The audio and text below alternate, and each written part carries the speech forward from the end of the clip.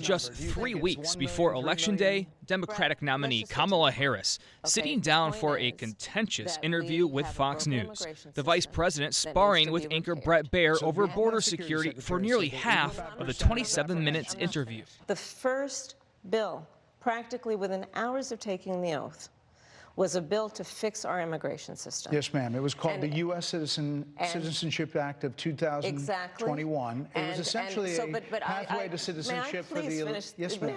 May I finish responding, please? The interview hitting a climax over recent comments from Trump that his political rivals are the enemy within the U.S., though Fox did not play that portion of his comments in a clip during the Harris interview.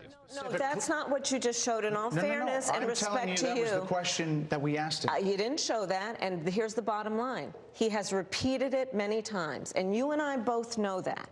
And you and I both know that he has talked about turning the American military on the American people. He has talked about going after people who are engaged in peaceful protest. He has talked about locking people up because they disagree with him. This is a democracy.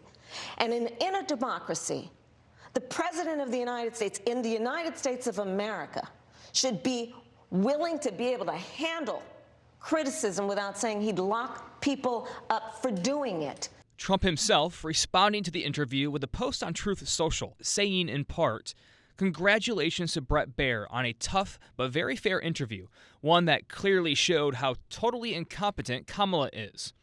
For the good of our nation, her inferior cognitive ability must be tested at once." In Washington, Brian Abel reporting.